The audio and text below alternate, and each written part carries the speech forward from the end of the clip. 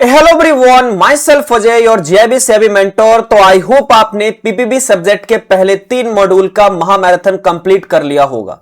अब चलते आपके आखिरी मॉड्यूल, सबसे इंपॉर्टेंट मॉड्यूल, और ये भी इंपॉर्टेंट है एग्जाम के पॉइंट ऑफ व्यू से, मॉड्यूल डी एथिक्स वाला मॉड्यूल, जिसमें जितने भी इंपॉर्टेंट कॉन्सेप्ट्स है उसकी कवरेज और साथ में क्वेश्चन की प्रैक्टिस करने वाले हैं। सेशन बहुत ही जबरदस्त है, फटाफट से सेशन को लाइक कर दीजिए, अपने फ्रेंड के साथ शेयर कर दीजिए। तो आज मेरे साथ अगले 3 से 4 घंटा जो भी एस्पिरेंट्स बने रहेंगे उन सभी का मॉड्यूल डी पूरा का पूरा कंसेप्चुअली और क्वेश्चन के प्रैक्टिस के साथ मैं कवर कराने वाला हूं। सारा का सारा मॉड्यूल आपका रिवाइज होगा आज ही एक साथ कंटिन्यूसली, और जितने भी क्वेश्चन की प्रैक्टिस है वो भी मैं आपको कराऊंगा सिर्फ एक क्लास में। तो जितने भी कॉन्सेप्ट से इंपॉर्टेंट और आईबीएफ लेवल के एग्जाम पैटर्न के अकॉर्डिंग क्वेश्चन की प्रैक्टिस करवाने वाला हूं। और ये महामैराथन सेशन उन सभी एस्पिरेंट्स के लिए इंपॉर्टेंट है जो अपना एग्जाम जेआईबी मई 2026 में लिखने वाले for the PPB subject. So session बहुत इंपॉर्टेंट है। आई होप आपने सेशन को लाइक कर दिया होगा, अपने फ्रेंड के साथ शेयर भी कर दिया होगा। तो जी हां, आज हम करेंगे मॉड्यूल डी का महामैराथन। जितने भी इंपॉर्टेंट कॉन्सेप्ट्स है उसकी रिवीजन, साथ में क्वेश्चन की प्रैक्टिस करने वाले हैं। अभी तक आपने सेशन को लाइक नहीं किया तो सेशन को लाइक, अपने फ्रेंड के साथ शेयर और चैनल को सब्सक्राइब करके कमेंट बॉक्स में अपनी पार्टिसिपेशन बना के रखिएगा, है ना। चैट बॉक्स में पार्टिसिपेशन रखिएगा सो दैट कि जितने भी एस्पिरेंट जो भी क्वेश्चन आता है आपको, क्योंकि ज्यादातर केस स्टडीज क्वेश्चन होते हैं एथिक्स में, तो उसका आंसर आप लोग कमेंट बॉक्स में कंटिन्यूअसली लिखते रहिएगा। और अगले 5 घंटे 4 घंटे हम लाइव रहेंगे जब तक ये पूरा मॉड्यूल आपका कंसेप्चुअली और क्वेश्चन के साथ कवर ना हो जाए। आप सभी से रिक्वेस्ट है कि आपने अभी तक मेरे टेलीग्राम चैनल को ज्वाइन नहीं किया तो फटाफट से अजय सर ऑलिबोर जेआईबी सेबी टेलीग्राम पर सर्च करके या फिर इस बार कोड को स्कैन करके भी ज्वाइन कर सकते हो। अब चलते अपने बहुत ही हाई लेवल के क्वेश्चन की प्रैक्टिस। सेशन लाइक कर दिया ना? जी हां सर, कर दिया है। तो चलिए स्टार्ट करते हैं आखिरी मॉड्यूल पीपीबी के अमेजिंग लेवल के कॉन्सेप्ट्स के रिवीजन और क्वेश्चन की प्रैक्टिस के साथ। तो स्टार्ट करते हैं फिर बिना किसी देरी के। चलिए स्टार्ट करते हैं आज के सबसे पहले केस स्टडी के साथ। और ये केस स्टडी है आपके स्क्रीन पर। मैं आप सभी को यहां पे इस केस स्टडी को सॉल्व करने के लिए देना चाहता हूं पूरे 15 सेकेंड्स का समय। एक बार आप इस केस स्टडी को खुद से पढ़िए और मुझे चैट बॉक्स में बताइए इस केस स्टडी का आंसर क्या होगा। मैं इसको थोड़ा छोटा कर देता हूं सो दैट आप क्वेश्चन इजीली पढ़ पाओ। जी हां, तो आप क्वेश्चन को पहले रीड कीजिए और बताइए इसका करेक्ट आंसर क्या होगा।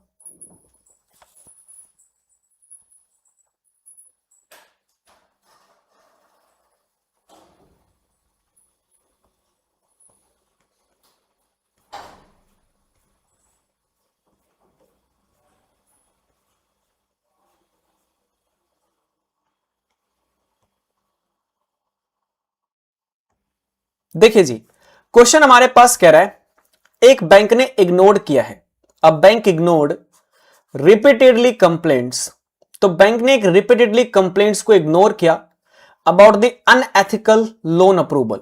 तो कुछ अनएथिकल लोन अप्रूवल्स थे, इसके बारे में कंप्लेंट्स हो रही थी और बैंक ने उसे इग्नोर किया। बाद में एक बहुत बड़ा फ्रॉड हो जाता है, बैंक के अंदर में बहुत बड़ा फ्रॉड होता है जिससे कि उस बैंक की पूरी रेपुटेशन पे इंपैक्ट होता है। Bank initiate the investigation. Bank ने इन्वेस्टिगेशन इनिशिएट किया और जो टॉप मैनेजमेंट के लोग थे उनको रिप्लेस करके पब्लिक से कहीं ना कहीं एक ट्रस्ट को रीगेन करने की कोशिश की। मैं आपसे पूछना चाहता हूं कि बताइए इस सिचुएशन में बैंक कौन से स्टेज में अपने एथिकल क्राइसिस मैनेजमेंट को वेल तरीके से प्लान नहीं कर पाई। तो आपके सामने टोटल 4 ऑप्शन है। पहला कह रहा है crisis situation, pre crisis stage, post crisis stage and recovery stage. देखिए ये जो आपका है ना प्री क्राइसिस स्टेज है, अगर बैंक के सामने बहुत सारे मल्टीपल कंप्लेंट्स आ रहे थे अनएथिकल लोन अप्रूवल का, तो ये उस टाइम पे ही रिजॉल्व हो सकता था अगर बैंक इसे सीरियस नोट पर लेती, लेकिन नहीं लिया। फिर क्राइसिस आया, क्राइसिस को फिर इन्होंने बचाकर निकाला क्योंकि टॉप मैनेजमेंट के सभी लोगों को निकाल दिए। तो पोस्ट क्राइसिस स्टेज के बाद उन्होंने रिकवरी की। लेकिन अगर ये पहले ही सभी कंप्लेंट्स को ठीक तरीके से देख लेते, रिजॉल्व कर देते, तो ये कहीं ना कहीं ये जो क्राइसिस हुआ है एथिकल क्राइसिस ये हो ही नहीं पाता। तो ये प्री क्राइसिस स्टेज में ही बैंक ने फेलियर किया जिसके कारण इतना बड़ा क्राइसिस बैंक के अंदर में आया था। ऑप्शन नंबर बी आपका करेक्ट होगा। आगे बढ़ते हैं क्वेश्चन नंबर 2 की तरफ। क्वेश्चन नंबर 2 आपका कह रहा है which of the following actions, इनमें से कौन सा एक्शन बिलोंग करता है पोस्ट क्राइसिस स्टेज से। तो पोस्ट क्राइसिस स्टेज में कौन कौन से आपके एक्शन लिए जाते हैं बैंक की तरफ से, चार स्टेटमेंट है, चार ऑप्शन है, बताइए इसका करेक्ट आंसर आप सभी के अकॉर्डिंग क्या होना चाहिए।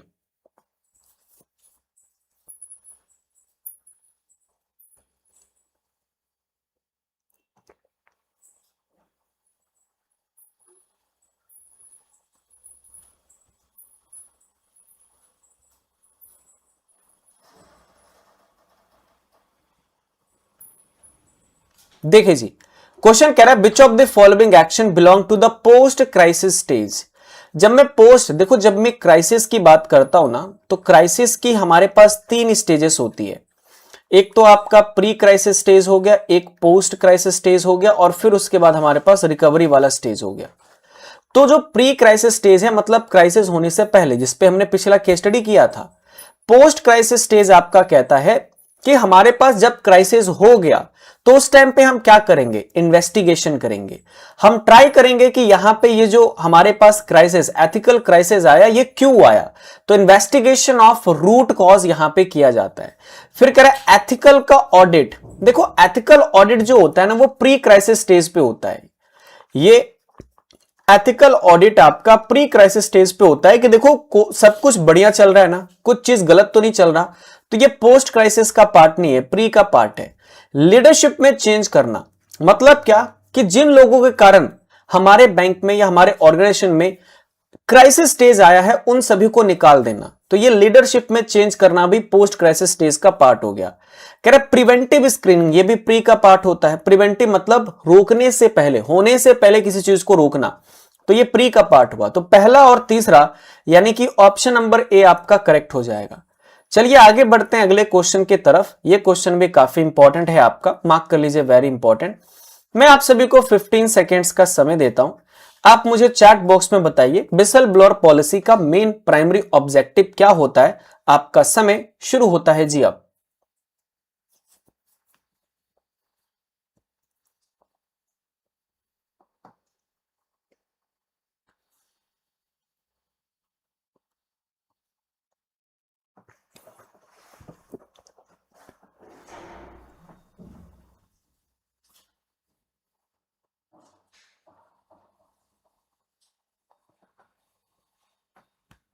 देखिए जी, क्वेश्चन कह रहा है एन एम्प्लॉय, एक एम्प्लॉय है जिन्होंने यहां पे रिपोर्ट किया internal fraud through a whistle blower system. Bank ने इन्वेस्टिगेट किया और ये आगे ना हो, इससे आगे कोई नुकसान ना हो, उसको रोकने की कोशिश की। विसल ब्लोअर पॉलिसी में क्या होता है सर, देखो बैंक के अंदर में जो टॉप मैनेजमेंट के लोग होते हैं ना, अगर वो कुछ अनएथिकल बिहेवियर करते हैं या अपने इंप्लॉइज को या अपने जूनियर लेवल पे लोगों को एक्सप्लॉइट करते हैं, तो आप उनकी कंप्लेंट कर सकते हो विसल ब्लोअर मैकेनिज्म में। तो जनरली यहां पे हमारे पास ये अनएथिकल एक्टिविटी ना हो पाए, इसके लिए रिपोर्टिंग को इंकरेज करना, ये एक मेन ऑब्जेक्टिव होता है विसल ब्लोअर पॉलिसी का। तो ऑप्शन नंबर डी आपका यहां पे करेक्ट आंसर होगा। चलिए आगे बढ़ते हैं क्वेश्चन नंबर 4 की तरफ। यह क्वेश्चन कह रहा है बताइए इनमें से कौन सा आपका विसल ब्लोअर रिपोर्टिंग में कवर्ड हो रहा है। तो आपके सामने चार स्टेटमेंट्स हैं, फटाफट से बताइए कौन सा स्टेटमेंट आपका स्पेसिफिकली कवर्ड हो रहा है विसल ब्लोअर रिपोर्टिंग के अंदर में।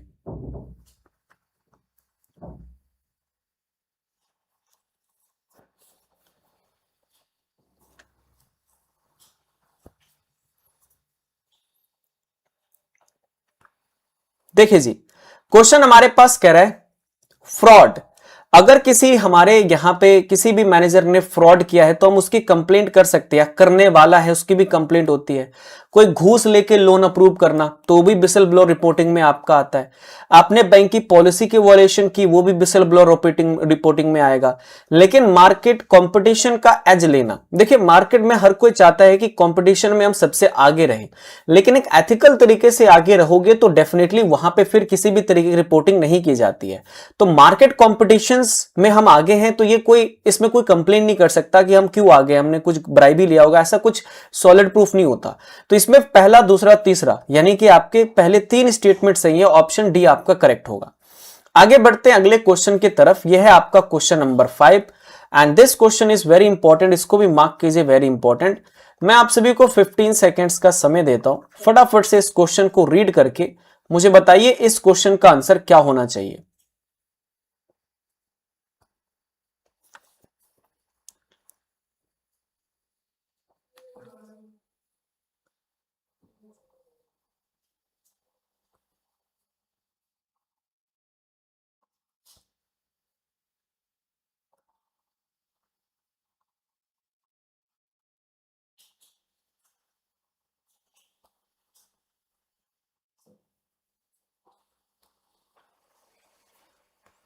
देखिए जी, क्वेश्चन हमारे पास कह रहा है, अ कंपनी बिलीव, एक कंपनी बिलीव कर रही है, since its employees are already ethical, एक कंपनी को यह लगता है कि मेरे सभी के सभी एम्प्लॉयज बहुत ही एथिकल है, तो मुझे यहां पे किसी भी तरीके की इनको ट्रेनिंग देने की रिक्वायरमेंट नहीं है।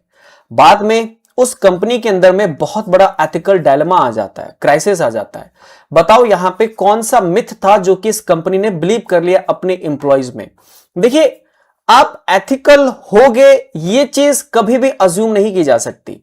भले ही आप एथिकल हो, भले एनवायरमेंट बहुत अच्छा है, बट हमें एडिक्वेट समय पे एक प्रॉपर ट्रेनिंग देनी चाहिए, जो इस कंपनी ने नहीं किया। इस कंपनी का एथिकल जो पीपल है डू नॉट नीड ट्रेनिंग, इन्होंने अज्यूम कर लिया कि सभी पीपल एथिकल है, ट्रेनिंग की रिक्वायरमेंट नहीं होती। यही सबसे बड़ा मिथ था जो कि यहां पे हमारे पास डिस्प्रूव हुआ है। तो ऑप्शन नंबर ए आपका करेक्ट होगा। आगे बढ़ते हैं क्वेश्चन नंबर 6 की तरफ। यह क्वेश्चन कह रहा है, इनमें से कौन सा स्टेटमेंट आप सभी के अकॉर्डिंग ठीक लग रहा है। एक बार आप इस क्वेश्चन को पढ़िए और मुझे बताइए कि इस क्वेश्चन का आंसर आप सभी के अकॉर्डिंग क्या होगा। आपका समय शुरू होता है जी अब।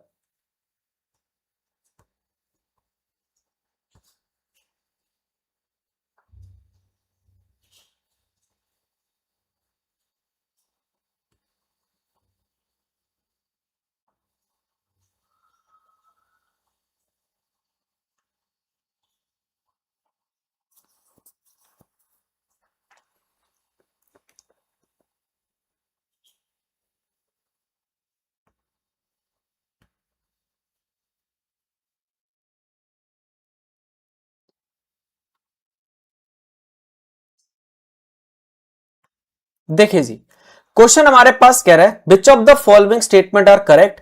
कह रहा है ethics helps in conflict resolution. देखिए, जो एथिक्स होता है ना, हमारे कंफ्लिक्ट के जो भी हमारे पास रेजोल्यूशन है उसमें मदद करता है। बिल्कुल ठीक कह रहा है। कह रहा है एथिक्स को मैनेज नहीं किया जा सकता। देखो, एथिक्स को कंट्रोल्ड करना बहुत मुश्किल है, लेकिन प्रॉपर राइट डायरेक्शन से मैनेजमेंट तो किया जा सकता है। फिर हमारे पास कह रहा है manager struggle in ethical dilemmas. देखिए, जो मैनेजर्स होते हैं उनको यहां पे स्ट्रगल तो होती है किसी भी एथिकल चीजों को यहां पे लाने के लिए। और एथिक्स कंप्लीटली पर्सनालिटी को बदल देगा, बिल्कुल नहीं। देखो क्या होता है ना, अगर कोई इंप्लॉय सिगरेट पी रहा है तो हम उसे ये कह सकते हैं कि आप ऑफिस कैंपेन में नहीं पी सकते, आप बाहर पीजिए। लेकिन आप ये बोलो कि ये चीज करने से, कोई एथिकल पॉलिसी बनाने से वो सिगरेट छोड़ देगा, तो ये बहुत ही मुश्किल है। तो हाँ, ऐसे इंप्लॉय से डील करना बहुत ही मुश्किल होता है जहां पे वो अनएथिकल रहते हैं। उनको एथिकल बनाने में मैनेजर्स को बहुत दिक्कत होती है। बट आप ये बोलो कि कंप्लीटली उसकी पर्सनैलिटी बदल देंगे, ये बहुत मुश्किल है। तो पहला और तीसरा यानी कि आपका ऑप्शन नंबर बी बिल्कुल सही होगा। आइए जी, आगे बढ़ते हैं अगले क्वेश्चन की तरफ। यह है आपका क्वेश्चन नंबर 7। आप मुझे बताइए इनमें से कौन सा प्रिंसिपल वायलेट किया गया है। केस स्टडी को पढ़कर इसका जो भी आंसर आपको ठीक लग रहा है चैट बॉक्स में एक बार लिख दीजिए।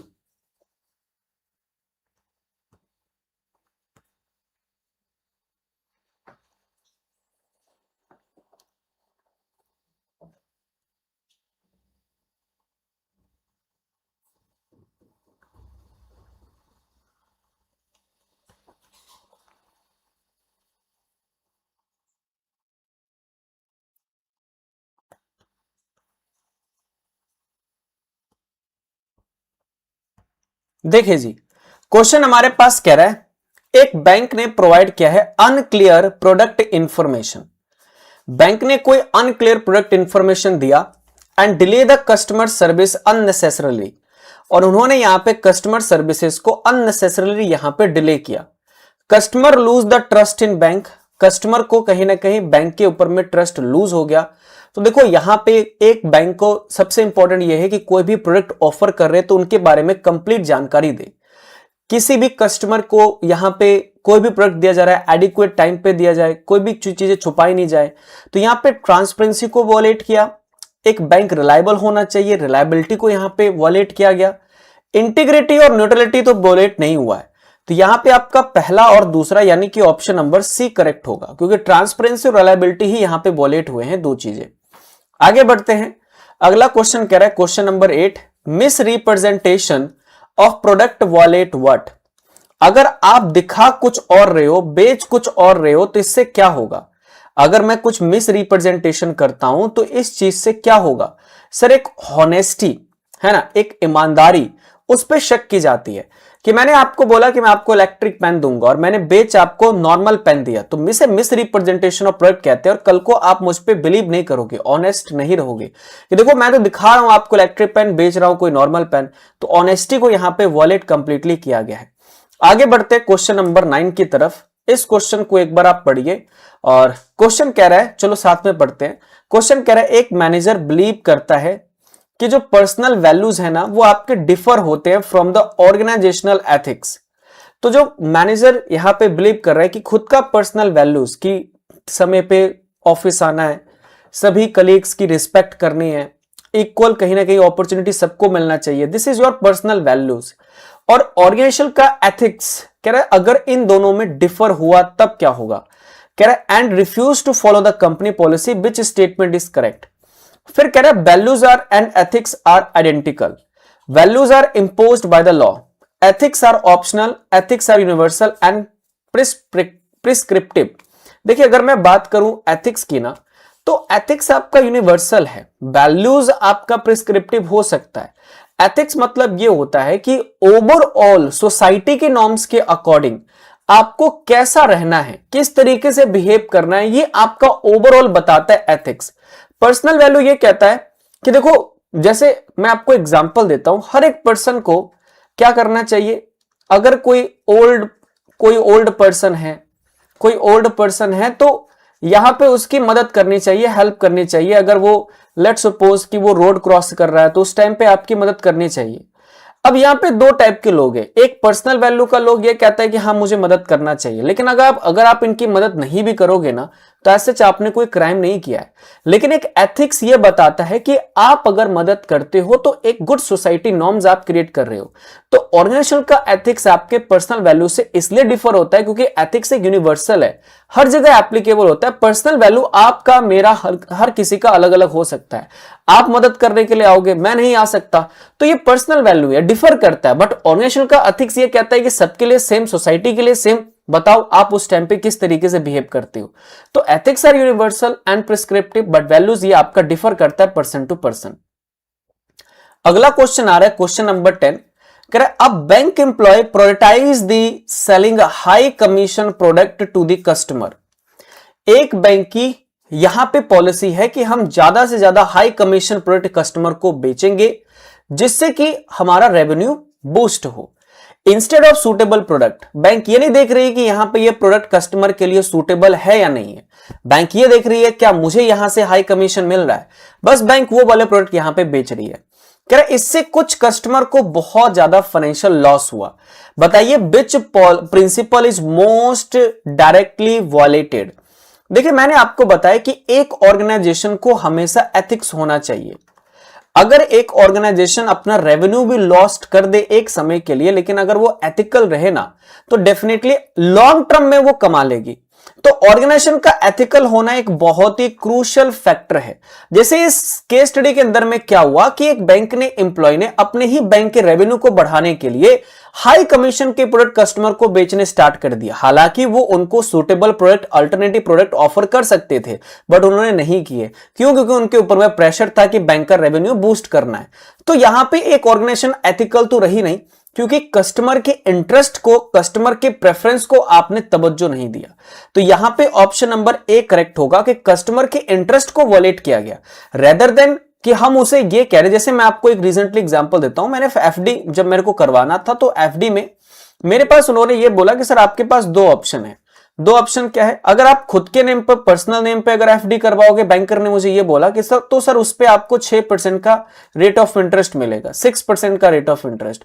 बट मैं आपको सजेशन देता हूं कि आप यही एफडी अगर आप अपने किसी फादर हैं जो आपके 60 प्लस से ऊपर है, लगी रहे देखने में, तो अगर आप उन पे कहीं ना कहीं एफडी कराते हो तो फिर बैंक आपको 7.2% का आरओआई देगी। तो यहां पे क्या हुआ? यहां पे अल्टीमेटली बैंक कमाने को तो ये बोल सकती थी कि पर्सनल नेम पे कस्टमर ने बोला एफडी कराने का, हम पर्सनल नेम पे कर देंगे। बट वहां का बैंकर ये कहता है कि आपके पास दूसरा ऑप्शन है। दूसरा ऑप्शन यह है कि आप सीनियर सिटीजन पे एफडी करवाइए, आपको ज्यादा यहां पे रेट ऑफ इंटरेस्ट मिलेगा।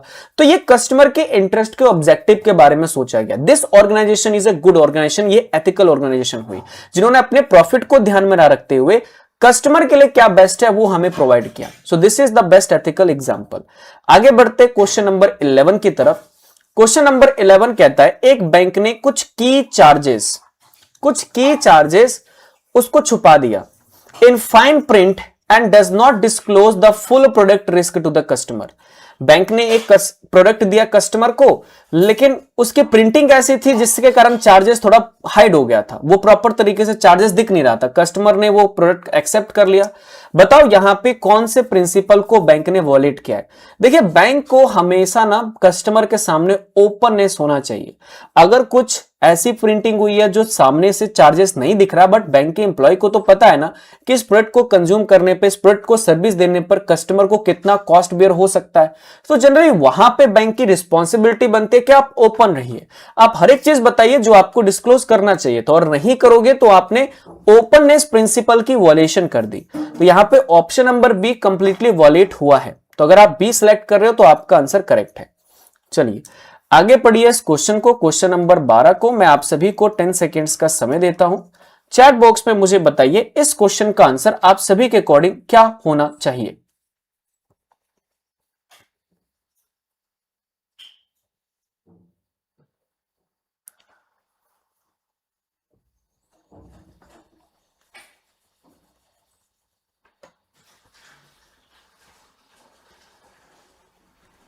देखिए जी, क्वेश्चन हमारे पास कह रहा है अब बैंक रिपीटेडली, एक बैंक है जो कि बार बार रिपीटेडली इंगेज कर रही है कुछ unethical practices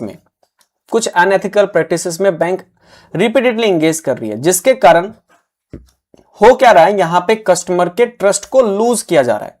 so there is a resulting loss of customer trust, जिससे कि बिजनेस यहां पे डिक्लाइन हुआ। Which concept is directly be affected. देखो अगर आप यहां पे अल्टीमेटली बस सिर्फ और सिर्फ प्रॉफिट करना सोचोगे और अनएथिकल प्रैक्टिस को अपनाओगे तो आप एक टाइम के लिए तो प्रॉफिट कर सकते हो, बट लॉन्ग टर्म में प्रॉफिट नहीं कर पाओगे। ये जो हमारे पास अनएथिकल प्रैक्टिस होता है ना, इससे बैंक का रिपीटेडली उन्होंने अनएथिकल प्रैक्टिस किया तो लॉन्ग टर्म में रेप्यूटेशन इनकी खत्म हो जाएगी। मतलब कोई भी कस्टमर फिर इनके पास अपना आएगा नहीं सर्विस लेने के लिए। इससे कि इस कस्टमर की यहां पे कस्टमर लॉस होगा, रेप्यूटेशन लॉस हुआ तो आगे वो कस्टमर 10 कस्टमर को बताएगा, जिससे कि बैंक का अल्टीमेटली जो एक टाइम पर उन्होंने प्रॉफिट कमाया वो पूरा का पूरा लॉस हो जाएगा। तो रेप्यूटेशन कहीं ना कहीं इंपैक्ट होगा अगर आप एक अनएथिकल प्रैक्टिसेस को फॉलो करते हो तो। चलिए आगे बढ़ते क्वेश्चन नंबर 13 की तरफ। एक बार इस क्वेश्चन को आप लोग पढ़िए, मैं आप सभी को 15 सेकेंड्स का समय देता हूं, फिर चैट बॉक्स में आप मुझे बताना इस क्वेश्चन का आंसर आप सभी के अकॉर्डिंग क्या होना चाहिए।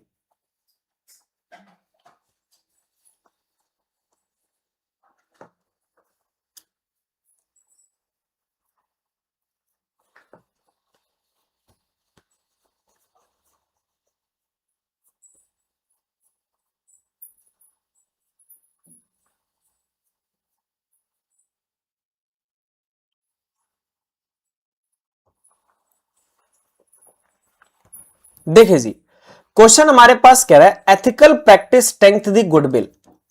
एक एथिकल प्रैक्टिस कहीं ना कहीं बैंक की गुडविल को, बैंक के रेपुटेशन को स्ट्रांग करता है। बिल्कुल सही कह रहे हो आप। क्या reputation has no impact on the profitability? बिल्कुल इंपैक्ट करता है। जैसे कि मैं आपको एग्जांपल देता हूं, हल्दीराम। अगर आपको कुछ खाना होता है सबसे पहले दिमाग में क्या आता है? हल्दीराम का बहुत ही अच्छा ब्रांडेड प्रोडक्ट है, हमें इनका ही प्रेफर करना चाहिए। तो जब एक रेप्यूटेशन किसी प्रोडक्ट की बढ़ जाती है ना, तो उस टाइम पे हम प्राइस को कॉम्प्रोमाइज नहीं करते। प्राइस जितना मर्जी हो हम देने को तैयार है, बट हमें ब्रांड चाहिए।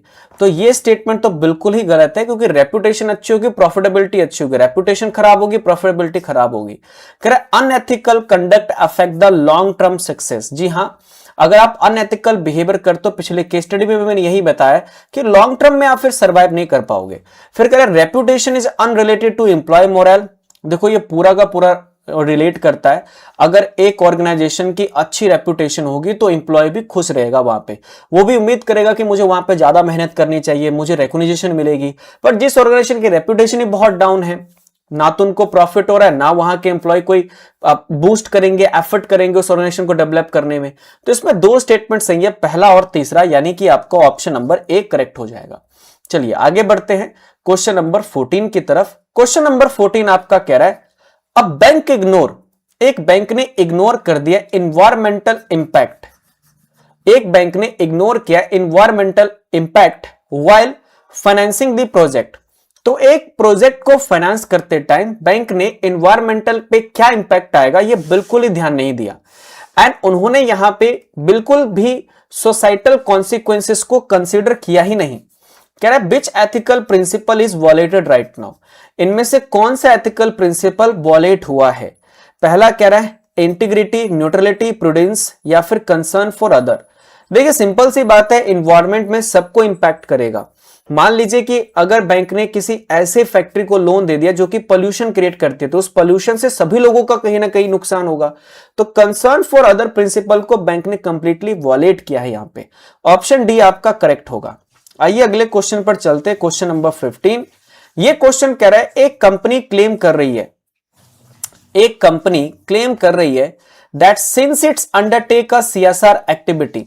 सीएसआर मतलब क्या होता है सर? सीएसआर का फुल फॉर्म होता है कॉर्पोरेट सोशल रिस्पॉन्सिबिलिटी। देखिए कंपनीज एक्ट 2013 के अकॉर्डिंग जितने भी कंपनीज होते हैं, एवरी कंपनी, हर कंपनी को यहां पे बोला गया है कि अगर आप एक स्टैंडर्ड प्रॉफिट अर्न कर रहे हो, अगर आपका स्टैंडर्ड प्रॉफिट है, अगर आपका स्टैंडर्ड नेटवर्थ है ना, अगर आपका स्टैंडर्ड यहां पे हमारे पास रेवेन्यू है ना, तो वहां पे आपको एक स्पेसिफिक परसेंटेज लोगों की भलाई के लिए स्पेंड करना है। तो आपके प्रॉफिट का एक स्पेसिफिक परसेंटेज आपको स्पेंड करना पड़ेगा, और ये जो आप स्पेंड करते हो ये कॉर्पोरेट सोशल की रिस्पॉन्सिबिलिटी होती है। तो यहां पे क्या बोला गया कि ऑर्गेनाइजेशन सोसाइटी से बहुत कुछ लेती है, और ऑर्गेनाइजेशन जब सोसाइटी से रिसोर्सेज लेती है, कैपिटल लेती है, मैन पावर लेती है, तो ऑर्गेनाइजेशन की भी रिस्पॉन्सिबिलिटी होती है कि वापस कुछ रिटर्न में दे। तो इसीलिए सीएसआर एक्टिविटी के अंदर में, कॉर्पोरेट सोशल रिस्पॉन्सिबिलिटी के अंदर में, वो ऑर्गेनाइजेशन का एक स्पेसिफिक परसेंटेज फिर खर्चा किया जाता है सोसाइटी के ऊपर में। ये होता है कॉर्पोरेट सोशल रिस्पॉन्सिबिलिटी। तो कंपनी कह रही है कि अगर हम सीएसआर एक्टिविटी कर रहे हैं तो हमने ऑटोमेटिकली बिजनेस एथिक्स कर लिया। बताओ ये स्टेटमेंट सही है? जी बिल्कुल स्टेटमेंट सही नहीं है, क्योंकि कॉर्पोरेट सोशल रिस्पॉन्सिबिलिटी ये कहता है कि जितना कमा रहे हो उसका एक हिस्सा सोसाइटी में स्पेंड करो, बट जो आपने कमाया है क्या वो एथिकल तरीके से कमाया है? ये जो आपने प्रॉफिट कमाया, आप प्रॉफिट कमा रहे हो गलत तरीके से, अनएथिकल तरीके से आपने प्रॉफिट कमाया, और फिर आपने करोड़ रुपए का प्रॉफिट बना के आपने उसमें से 1% यहां पे गरीबों को दान कर दिया। क्या यह बहुत अच्छा हुआ? नहीं, आप एथिकल नहीं हुए। तो सीएसआर एक सबसेट है, बिजनेस एथिक्स का एक सबसेट माना जाता है कि हां अगर आप एक अच्छा एथिकल बिजनेस करना चाहते हो तो सीएसआर करोगे तो आपके लिए ठीक है, लेकिन आपका ओवरऑल बिजनेस भी तो एथिकल होना चाहिए। चलिए स्टार्ट करते हैं आज के सबसे पहले सेशन को, सबसे पहले केस स्टडीज के साथ। एक बार इस केस स्टडी को आप लोग खुद से पढ़िए, और पढ़ने के बाद मुझे आप लोग चैट बॉक्स में बताना इसका स्पेसिफिक करेक्ट आंसर क्या होगा। मैं आप सभी को टोटल 15 सेकेंड्स का समय दे रहा हूं, और आपका समय शुरू होता है जी अब। बताना चैट बॉक्स में इसका करेक्ट आंसर क्या होगा।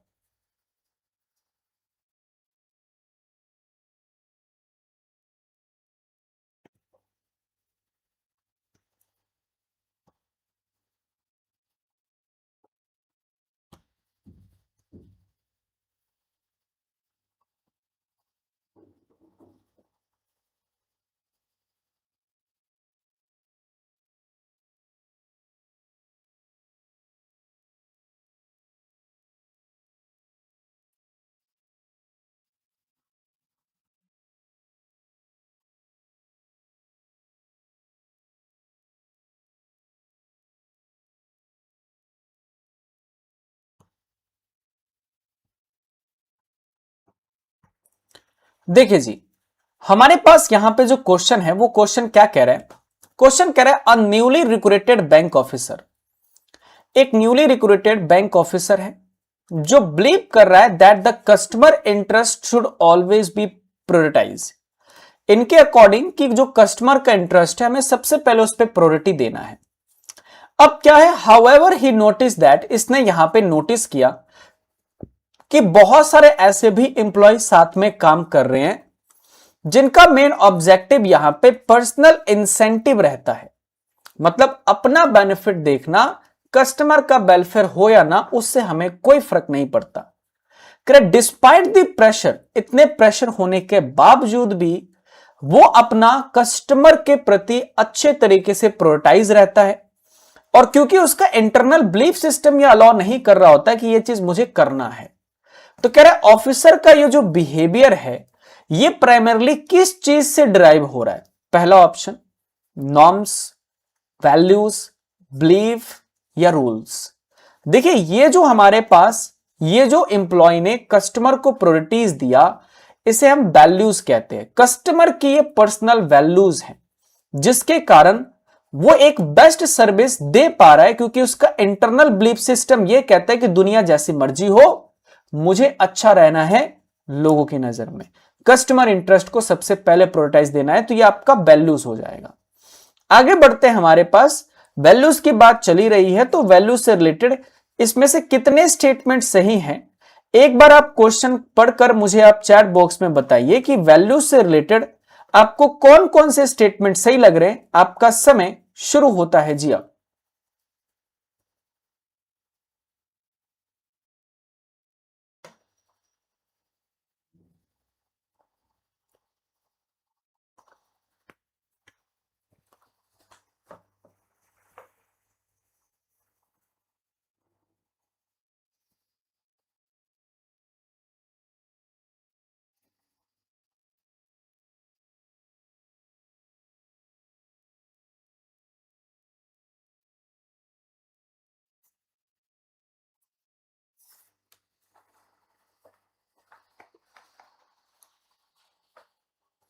देखिए जी, पहला जो स्टेटमेंट है हमारे पास ये कह रहा है वैल्यूज आर इंटरनलाइज्ड प्रिंसिपल्स। जी बिल्कुल, वैल्यू सबकी अलग अलग हो सकती है, ये इंटरनलाइज्ड प्रिंसिपल्स की तरह काम करता है।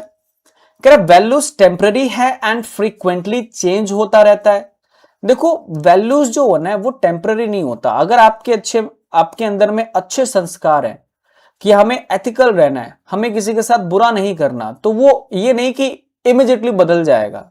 वो एक हार्ड टू चेंज है, over the period of time change होता है, इमीडिएटली चेंज नहीं होता। तो ये टेम्पररी है और फ्रीक्वेंटली चेंज होगा ये कहना गलत है। कह रहा वैल्यूज बिहेवियर और आपके डिसीजन मेकिंग को रिफ्लेक्ट करता है कि एक सही सिचुएशन में क्या डिसीजन लेना है और हमारा बिहेवियर क्या इस चीज को सपोर्ट करता है या नहीं करता है।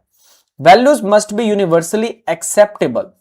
कह रहा जो हमारे पास वैल्यूज होगा ना वो यूनिवर्सली एक्सेप्टेबल होता है। जी हां, देखो जैसे पीछे केस स्टडी में आपने देखा कि एक बैंक ऑफिसर जिसका मेन ऑब्जेक्टिव कस्टमर के इंटरेस्ट को प्रायोरिटाइज करना था, तो ये चीज तो अच्छी है ना, सभी चीज यहां पे अप्रिशिएट करेंगे।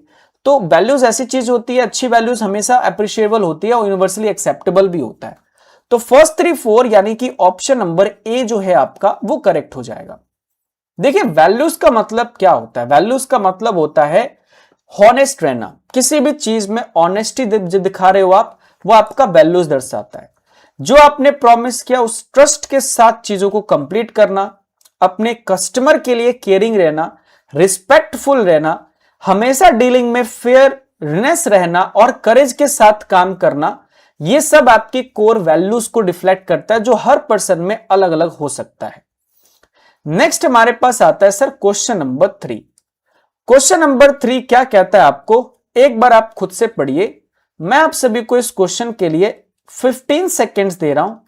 चैट बॉक्स में मुझे बताइएगा इस क्वेश्चन का आंसर आप सभी के अकॉर्डिंग क्या होना चाहिए। आपका समय शुरू होता है जी अब।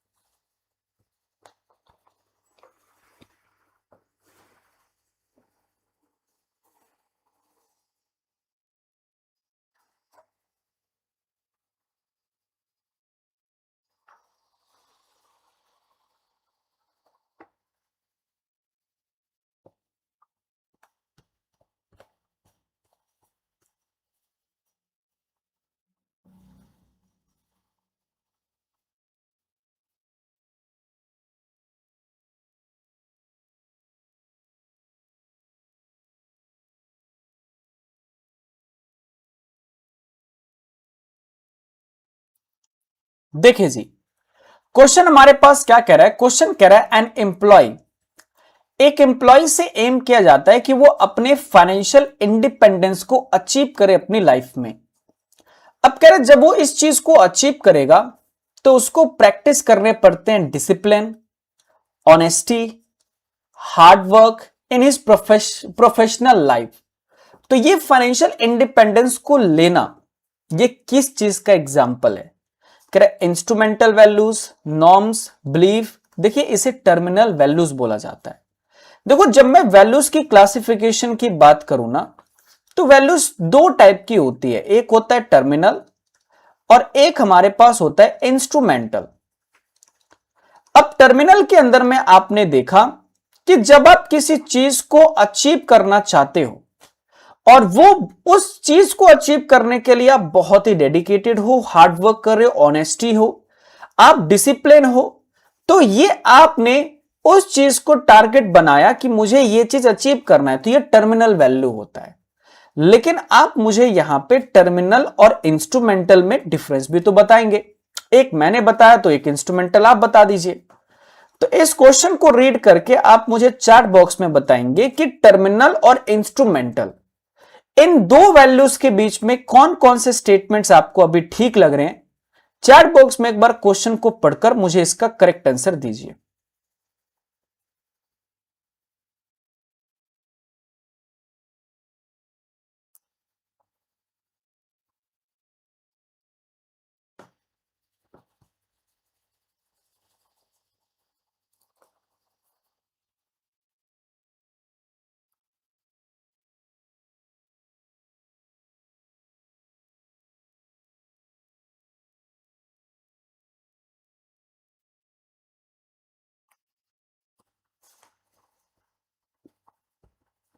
देखिए जी, हमारे पास क्वेश्चन क्या कह रहा है? क्वेश्चन कह रहा है terminal values are the end गोल।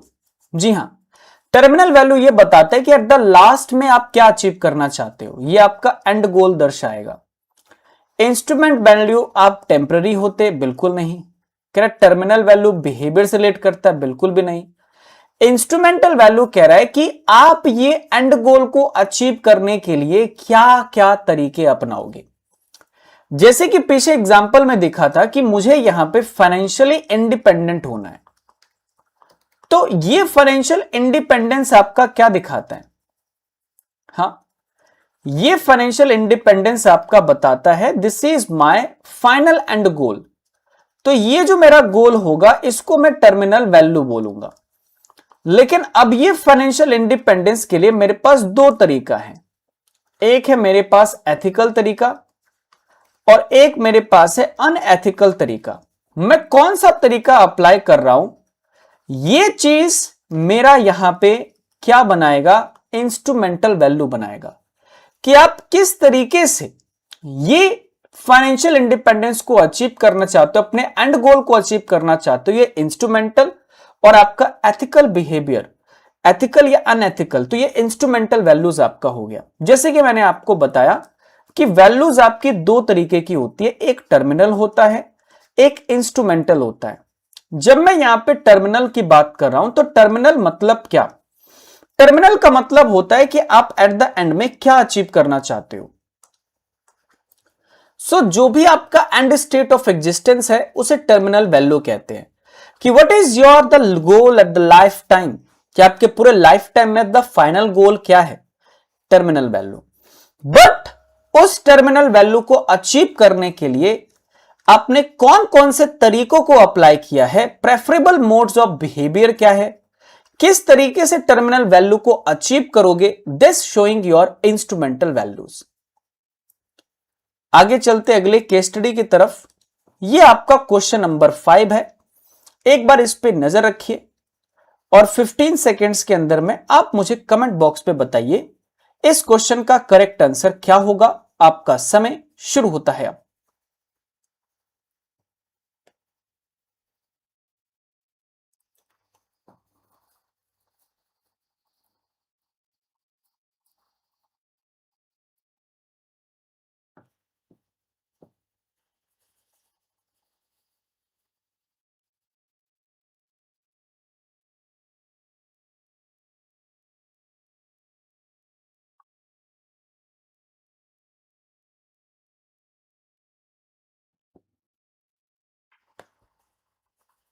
देखिए जी, क्वेश्चन हमारे पास क्या कह रहा है? क्वेश्चन कह रहा है इन अ ब्रांच एक एम्प्लॉय फॉलो कर रहा है unwritten rule of skipping the minor compliances, मतलब वो रिटर्न में तो नहीं है बट उसने यहां पे बोला कि मैं इसे फॉलो करता हूं, एक रूल ऑफ स्किपिंग की किसी भी तरीके की माइनर कंप्लायंसेस जो चेक होगा ये यहां पे मैं क्या करूंगा, ये इसको मैं स्किप करूंगा जिससे मेरा काम स्पीड अप हो जाए, जिससे कि मेरा काम स्पीड अप हो जाए। न्यू एम्प्लॉय ने बोला कि अगर आप ये छोटी छोटी कंप्लायंस को चेक करने को अगर स्किप कर दोगे तो उससे हो सकता है बड़ा मिस्टेक हो जाए। तो न्यू एम्प्लॉय ने बोला कि देखो मैं इस प्रैक्टिस को तो बिल्कुल भी यहां पे अप्लाई नहीं करता, मैं तो प्रॉपर प्रोसीजर को फॉलो करूंगा, कोई भी काम करने से पहले उसकी प्रॉपर वेरिफिकेशन करूंगा, प्रॉपर कंप्लायंस चेक करने के बाद, काम डिले होगा ठीक है लेकिन सही से होना चाहिए। तो ये जो अनरिटन रूल फॉलो किया जा रहा था एम्प्लॉइज के लिए, इसे क्या बोलते हैं, नॉर्म्स कहते हैं। नॉर्म्स क्या होता है, नॉर्म्स आपका होता है पर्सनल ट्रेट, मतलब क्या कि एक गिवन सर्कमस्टांसेस में आप क्या कर रहे हो, किस तरीके से रिप्रेजेंट कर रहे हो, ये आपका नॉर्म्स बताता है। नॉर्म्स कहीं पे कोई लिखा नहीं रहता कि आपको ये करना ही करना है। जैसे कोई अगर ओल्ड आंटी जा रही है या फिर कोई ओल्ड एज पर्सन है, सड़क क्रॉस कर रहे हैं, तो उस टाइम पे कहीं नहीं लिखा कि आपको उसकी मदद करनी है, बट आप करते हो तो ये आपके नॉर्म्स बताते हैं। एनवायरमेंट सेव के लिए लोग कहते तो हैं, बट अगर आप कोई एक पेड़ पौधा नहीं भी लगाओगे ना, तो ऐसा नहीं है कि भारत सरकार आपके ऊपर में पेनल्टी ठोक देगी कि आपने एनवायरमेंट को बचाने के लिए अभी तक कोई पेड़ पौधा क्यों नहीं लगाया। ये भी एक नॉर्म्स है।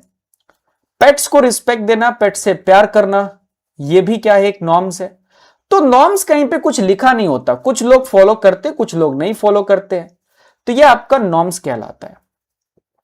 नेक्स्ट चलते हमारे क्वेश्चन नंबर 6 की तरफ। क्वेश्चन नंबर 6 कहता है कि एक एम्प्लॉय का बिलीफ है कि हार्ड वर्क करने से हमेशा सक्सेस मिलती है, हार्ड वर्क करने से हमेशा सक्सेस मिलती है, लेकिन इसका ऐसा कोई कॉन्क्रीट एविडेंस उससे मैंने मांगा तो बोलता नहीं, ऐसा कोई कॉन्क्रीट एविडेंस नहीं है, लेकिन मेहनत करेंगे तो सक्सेस मिलेगी। तो ये जो इसका यहां पे ये चीज जो इसका आत्मविश्वास है कि जो इसको काम करने के लिए प्रेरित देता है, ये क्या रिफ्लेक्ट कर रहा है, दिस इज अ बिलीफ, कुछ अच्छा होगा, कुछ अच्छा होगा और हमारा एग्जाम क्वालिफाई होगा। इसी चीज के लिए आप क्लासेस को देखते हो कि अगर आज अच्छे तरीके से प्रिपरेशन कर रहे हैं तो मई 2026 में एग्जाम निकल जाएगा। तो आप हार्डवर्क तो कर रहे हो, क्यों कर रहे हो, क्योंकि आप चाहते हो कि आपका एग्जाम निकल जाए। तो एग्जाम निकलने के लिए, इंक्रीमेंट लेने के लिए जो आप डेली बेसिस पे एफर्ट कर रहे हो ना, दिस रिफ्लेक्ट योर बिलीफ, जो आपको इन्फ्लुएंस करती है क्लासेस में आने के लिए, इसे बिलीफ्स कहते हैं। अब कह रहे हैं कि इनमें से कौन सा स्टेटमेंट्स बिलीफ से रिलेटेड सही होगा। कह रहे बिलीफ आपका सेंट्रल होता है, सेंट्रल टू द इंडिविजुअलिस्टिक। देखो बिल्कुल ठीक कह रहा है, बिलीफ आपके हर इंडिविजुअल के अलग अलग हो सकते हैं। कुछ कैंडिडेट ऐसे बोलते हैं कि सर अब 1 महीना तो रह गया, अब क्या ही होगा, अगले अटेम्प्ट में देंगे। तो ये सेंट्रल टू इंडिविजुअलिस्टिक नहीं है, ये आपका अगर मैं यहां पे बिलीफ मान लेता हूं कि हां अगले 1.5 महीने की प्रिपरेशन में भी एग्जाम निकाला जा सकता है, तो ये मेरा बिलीफ सिस्टम है। वहीं पे कुछ कैंडिडेट ऐसे होंगे जो बोलेंगे नहीं सर अब तो पॉसिबल ही नहीं है, 1.5 महीने में कैसे प्रिपरेशन करें, तो ये आपका बिलीफ सिस्टम है। तो ये हर इंडिविजुअलिस्टिक का अपना खुद का सोचने का नजरिया होता है। फिर कह रहा है belief always arise from a logical reasoning and belief affect how we interpret the situation and belief are irrelevant in decision making. देखो बिलीफ जो होता है ना, वो एक लॉजिकल रीजनिंग पे डिपेंड करता है। अगर आप ये बिलीव कर रहे हो कि अभी पूरा कुछ नहीं पढ़े हैं, कल पेपर है, 1 दिन पहले मैराथन देख के एग्जाम निकाल लेंगे, तो ये बेवकूफी है। फिर तो बिलीफ आपका बिल्कुल भी काम का नहीं है, क्योंकि वो तो 1 दिन में डेफिनेटली आपका 1 दिन से पढ़ने से कुछ नहीं होता, तो वो फिर एग्जाम तो नहीं निकलेगा। तो ये लॉजिकल रीजनिंग के साथ एक बिलीफ होता है कि टाइम है, अभी भी करेंगे तो अच्छे से हो जाएगा। और बिलीफ बताता है कि how we interpret the situation, कि किस तरीके से अभी सिचुएशन को इंटरप्रेट करे, क्या अभी भी पॉसिबल है अभी से प्रिपरेशन स्टार्ट करे तो ये डिसीजन मेकिंग में भी आपकी मदद करता है। तो बिलीफ इररेलेवेंट है डिसीजन मेकिंग में, ये कहना गलत है। तो पहले 3 स्टेटमेंट आपके सही हो जाएंगे। देखिए बिलीफ मतलब आपकी इंटरनल फीलिंग, आप क्या सोचते हो, आपका थॉट्स क्या है, आपका बिहेवियर्स क्या है, इट्स मेक्स योर पर्सनैलिटी। तो ये आपका बिलीफ सिस्टम हो जाएगा। अच्छा बिलीफ सिस्टम रखोगे पॉजिटिव डायरेक्शन में ले जाएगा। बिलीफ सिस्टम ही अगर आपका वीक होगा तो आप एक डिजायर्ड रिजल्ट्स को अचीव नहीं कर पाओगे। नेक्स्ट हमारे पास आता है क्वेश्चन नंबर 8। रीड कीजिए इस क्वेश्चन को। 15 सेकेंड्स का मैं आपको समय दे रहा हूं। आप मुझे बताना इस क्वेश्चन का आंसर आप सभी के अकॉर्डिंग क्या होना चाहिए।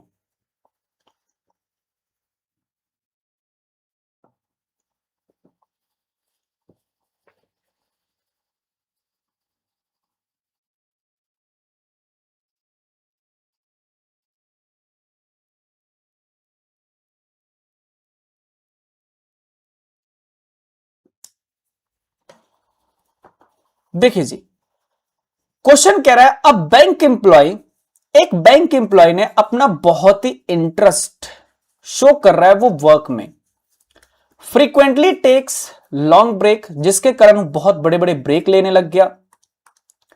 अवॉइड द रिस्पॉन्सिबिलिटी, अपनी जिम्मेदारियों से भागने लग गया। मेनली फोकस करने लग गया switching to another organization for better pay, कि एक जगह से दूसरी जगह जाएंगे, अच्छा पैकेज मिलेगा, बट ना तो वो अपनी रिस्पॉन्सिबिलिटी को पूरा कर रहा है, ना ही काम पे फोकस कर रहा है। उसका दिमाग एक बेटर अपॉर्चुनिटी में लगा हुआ है। His performance and engagement level, क्योंकि अब दिमाग उसका बस पैकेज पे है तो काम करेगा कैसे वो, जिसके कारण उसका एंगेजमेंट और परफॉर्मेंस लेवल कंसिस्टेंटली लो जाता हुआ है। ऐसे इंप्लॉय को हम क्या कहते हैं? ऐसे इंप्लॉय ऑर्गेनाइजेशन के नहीं होते, इनके वर्क एथिक्स बहुत ही लो होते हैं, क्योंकि ये किसी एक ऑर्गेनाइजेशन में स्टेबल नहीं होना चाहते। इनके पास अपॉर्चुनिटी जैसी कोई बेटर पे की आती है, ये स्विच कर लेते हैं। This showing a low work ethics. Option number B is the correct answer. Question number 9 आपका कह रहा है कि बताइए इनमें से कौन सा स्टेटमेंट यहां पे ट्रू है। पहला स्टेटमेंट कह रहा है work ethics can be developed through proper environment. देखो, एक अच्छा वर्क एथिक्स आप कैसे डेवलप करोगे? एक अच्छा वर्क एथिक्स डेवलप होता है जब आसपास के लोग अच्छे होंगे। जब से एक एम्प्लॉय किसी दूसरे ऑर्गेनाइजेशन में जाने के बारे में कब सोचेगा? जब उसका आसपास का एनवायरमेंट अच्छा नहीं है, पॉलिटिक्स हो रही है या फिर ग्रोथ नहीं दिख रहा, तो उस सिचुएशन में एक पर्टिकुलर वर्क एथिक्स डिसाइड करता है कि वो ऑर्गेनाइजेशन कैसे रिटेन होगा। फिर करें employee detach from organization have high work ethics. नहीं, एक ऑर्गेनाइजेशन से दूसरे ऑर्गेनाइजेशन में जब आप शिफ्ट करते हो तो ये आपका क्या दिखाता है? ये आपका लो वर्क एथिक दिखाता है। कह रहा work ethics include the engagement with the organization, कि एक वर्क एथिक्स इंक्लूड करता है एंगेजमेंट विद द ऑर्गेनाइजेशन। तो हमारे पास ये वाला स्टेटमेंट सही है। क्यों? क्योंकि अच्छा वर्क एथिक्स होगा तो सभी इंप्लॉयज को यह बोला जाएगा कि आप भी पार्टिसिपेट कीजिए, आप भी इस मैटर में एंगेज होइए, सभी के साथ उसको भी एंगेज करना, तो एक अच्छा वर्क एथिक्स आपका बनाता है। Work ethics unrelated to the behaviour, देखो बहुत इंपैक्ट होता है। आपका एक अच्छा बिहेवियर आसपास के वर्क एथिक्स को बहुत स्ट्रांग कर सकता है। अगर आपका एक बुरा बिहेवियर हुआ तो अच्छे वर्क एथिक्स को भी टॉक्सिक बना सकता है। तो पहला और तीसरा यानी कि दो ही स्टेटमेंट ऐसा है जो कि हमारे पास करेक्ट है, तो ऑप्शन नंबर सी सही हो जाएगा। आगे बढ़ते हैं क्वेश्चन नंबर 10 की तरफ। एक बार इस क्वेश्चन को आप पढ़िए और मुझे बताइए कि इसमें से प्राइमरली कौन सा कारण है अनएथिकल बिहेवियर का। तो प्राइमरली कारण क्या है अनएथिकल बिहेवियर का? इस केस स्टडी को एक बार आप पढ़िए और चैट बॉक्स में मुझे इसका करेक्ट आंसर लिख के दीजिए।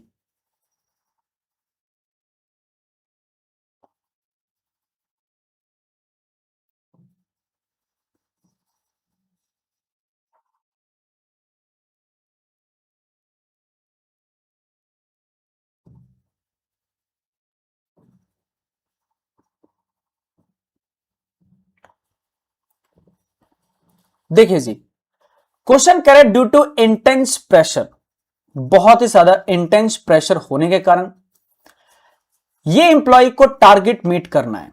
तो बैंक का एम्प्लॉय यहां पे मैनिपुलेशन रिपोर्ट्स में, परफॉर्मेंस रिपोर्ट में मैनिपुलेटिंग करना स्टार्ट कर दिया। एक को देखा देखी दूसरे ने भी स्टार्ट कर दिया, अदर कलीग्स भी अपने रिपोर्ट्स में, परफॉर्मेंस रिपोर्ट में मैनिपुलेशन करना स्टार्ट कर दिया। अब मैनेजमेंट इस बिहेवियर को इग्नोर कर रही है, इसे क्या बोलेंगे? कह रहे strong leadership, unrealistic target, ethical manual, compliance system. तो प्राइमरी कॉज क्या है? देखो यहां पे प्राइमरी कॉज यही है कि अगर उनके पास एक अनरियलिस्टिक टारगेट होगा, ऐसा टारगेट जो कि पॉसिबल ही नहीं है बट आपने दे दिया, तो उस सिचुएशन में उनकी परफॉर्मेंस इंपैक्ट होगी, और जब परफॉर्मेंस इंपैक्ट होगी तो अल्टीमेटली वो अनएथिकल बिहेवियर करेंगे। तो this is the primary cause for unethical behaviour of unrealistic targets. अगला क्वेश्चन आपका कह रहा है क्वेश्चन नंबर 11, कह रहा है बैंक ने इंट्रोड्यूस किया एथिक्स ट्रेनिंग। बैंक ने इंट्रोड्यूस किया है ethics training, reward ethical behaviour, encourage open discussion and take the strict action against the unethical act। मतलब क्या? बैंक ने एक ट्रेनिंग कंडक्ट करवाया जिसमें उन्होंने बोला कि आप सभी इंप्लॉय को एथिकल तरीके से बिहेव करना है, सभी खुल के ओपन डिस्कशन कीजिए, और कोई भी कुछ अनएथिकल बिहेवियर करेगा तो उसके अगेंस्ट में स्ट्रिक्ट एक्शन लिया जाएगा। ये क्या बताता है? प्रिवेंटिव एथिकल फ्रेमवर्क, कि ये काम नहीं करना, ये काम नहीं करने से ही आपका फायदा है। तो अनएथिकल एक्ट को रोकने के लिए जो फ्रेमवर्क बनाया है ये आपका किस में आ जाएगा? ये आपका प्रिवेंटिव एथिकल फ्रेमवर्क में आएगा। नेक्स्ट हमारे पास जो क्वेश्चन है, ये क्वेश्चन कह रहा है अब इनमें से जो भी स्टेटमेंट्स है उसको एक बार पढ़िए और बताइए सही स्टेटमेंट्स क्या है। चलिए साथ में पढ़ते हैं। कह रहा है ethical behaviour should be rewarded. अगर एक ऑर्गेनाइजेशन के अंदर में एक एम्प्लॉय बहुत ही एथिकली बिहेव कर रहा है तो उस एम्प्लॉय को अवार्ड देना चाहिए, उस एम्प्लॉय को इंकरेज करना चाहिए, जिससे कि और वो मोटिवेट हो, लोगों को भी इंकरेज करे और आगे इस प्रैक्टिस को फॉलो करता है। तो एक बेस्ट डिसीजन होगा जब हम उस एम्प्लॉय को रिवॉर्ड देंगे। कह रहे reputation should be prioritize over the result. कह रहे जो रेपुटेशन है ना, वो रेपुटेशन हमेशा प्रायोरिटाइज होना चाहिए रिजल्ट से। बिल्कुल सही। देखिए एंड रिजल्ट में हमें रेवेन्यू मिल रहा है या नहीं मिल रहा है, it doesn't be matter, but हमारी उस एक्ट से रेपुटेशन बन रही है कि नहीं। जैसे बहुत सारे ऐसे सेलिब्रिटीज है जो आज के टाइम में भी गुटखा, पान मसाला या फिर कोई भी ऐसी चीज जो कि यूथ के लिए खतरनाक है वो प्रमोट नहीं करते हैं, तो उनके लिए एंड रिजल्ट रेवेन्यू लॉस्ट है, लेकिन उससे उनकी रेपुटेशन भी तो हाई लेवल पे बनी हुई है। बिल्कुल सही। Unethical behaviour should be ignore initially. देखो यही तो सबसे मेन स्टेज होता है। इनिशियल स्टेज पर अगर अनएथिकल बिहेवियर आपने इग्नोर कर दिया तो ओवरऑल आगे जाके वो अनएथिकल कहीं ना कहीं रहेगा ही रहेगा और वो बिहेवियर बहुत स्ट्रांग हो जाएगा, फिर आप उसे चेंज करना इट्स वेरी इंपॉसिबल। कह रहा ethics manual is sufficient alone. कह रहा एथिक्स मैनुअल ही सिर्फ सफिशिएंट है, गलत। आपने किताब ऑर्गेनाइजेशन में बना दी एथिक्स की, बस उसको पढ़ लेने से एथिकल नहीं हो जाओगे आप। तो एक एथिकल मैनुअल ही सफिशिएंट होगा आपको एथिक्स बनाने के लिए, बिल्कुल गलत है। एथिक्स बनाने के लिए इंटरनल बिहेवियर भी अच्छा होना चाहिए। तो इसमें पहले दो स्टेटमेंट सही है, फर्स्ट एंड टू आपका करेक्ट होगा। अगला क्वेश्चन नंबर 13 आपका ये कह रहा है कि बताओ एक एम्प्लॉय ने रिपोर्ट किया करप्शन, कि बैंक में देखो सर ये करप्शन हो रहा है under the whistle blower scheme. तो विसल ब्लोअर स्कीम के अंदर में एक बैंक के एम्प्लॉय ने क्या किया? विसल ब्लोअर स्कीम के अंदर में इस मैटर को रिपोर्ट किया। However he submit the complaint anonymously without detail. But इसमें उसने अपनी जानकारी नहीं दी, उसने बिना जानकारी दिए हुए ही इस कंप्लेंट को आगे फाइल कर दिया। Correct. Complaint will be accepted, complaint will be rejected, identity will be disclosed publicly, immediate action taken.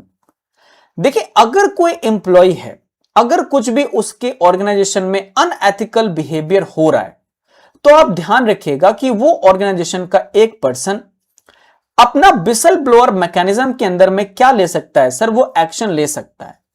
अब सर विसल ब्लोअर मैकेनिज्म में जो हमारे पास चीफ विजिलेंस ऑफिसर्स होते हैं उस मैटर को प्रॉपर तरीके से देखते हैं और देखने के बाद as soon as possible resolve भी करते हैं। अब इस सिचुएशन में देखो कि एक एम्प्लॉय ने करप्शन तो रिपोर्ट किया, लेकिन उसने अपना कोई भी डिटेल्स यहां पे सबमिट ही नहीं किया। Enormously without any detail. उसने बोला कि देखो ये करप्शन चल रहा है, ऑर्गेनाइजेशन के अंदर में ये करप्शन चल रहा है, इसे संभाल लो। तो वहां पे ये चीज देखते हुए कि आपने कोई डिटेल फर्दर सबमिट ही नहीं की है, कंप्लेंट बिना कोई डिटेल की है, तो कंप्लेंट फिर रिजेक्ट हो जाएगा। हां, आप अपना नाम ना डालो, ठीक है। अगर आप अपना नाम छुपाना चाहते हो छुपा सकते हो, आप ना बताओ। लेकिन अगर कुछ फ्रॉड चल रहा है, करप्शन चल रहा है, तो आप उसकी पूरी डिटेल तो दो। यहां पे कह रहा है सबमिट द कंप्लेंट, उसने कंप्लेंट तो कर दिया कि फ्रॉड चल रहा है। ऐसे तो अगर इस मैटर को सीरियस लेने लग गई, अगर मान लीजिए ऑर्गेनाइजेशन, तो ऑर्गेनाइजेशन के अंदर में मान लीजिए 10,000 इंप्लॉय हैं। अब 10,000 में से 5,000 भी डेली ऐसे ही करेंगे करप्शन करप्शन करप्शन, क्या 5,000 की इंक्वायरी बैठेगी? पॉसिबल ही नहीं है। तो आपको पूरा डिटेल देना है, लॉजिक के साथ बात करना है, तो कंप्लेंट एक्सेप्ट होगा, अदरवाइज रिजेक्ट हो जाएगा। चलिए आज के आखिरी क्वेश्चन की तरफ चलते हैं, क्वेश्चन नंबर 14। ये क्वेश्चन आपका कह रहा है हमारे पास an IT employ leak the customer data to the third party for the personal gain. अपने पर्सनल गेन के लिए एक आईटी के एम्प्लॉय ने कस्टमर का डेटा क्या कर दिया, थर्ड पार्टी के सामने लीक कर दिया। बैंक का खुद का मॉनिटरिंग कंट्रोल बहुत कमजोर था, कोई इंक्रिप्शन सिस्टम नहीं था, तो यह बैंक की गलती हुई कि नहीं हुई? डेफिनेटली।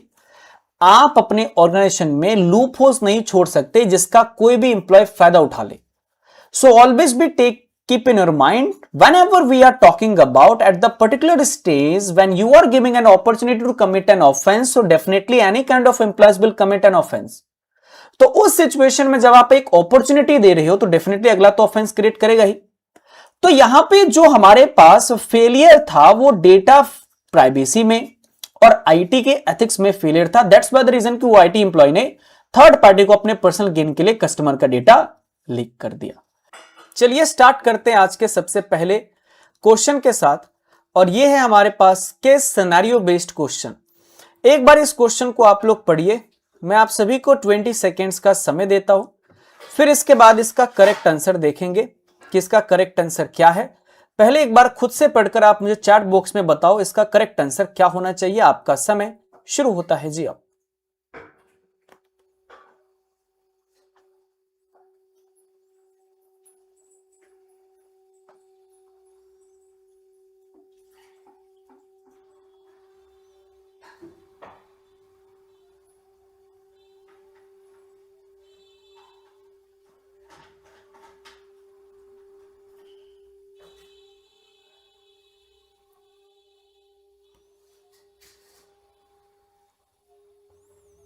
देखिए जी क्वेश्चन क्या कह रहा है, क्वेश्चन कह रहा है a female employee in a bank.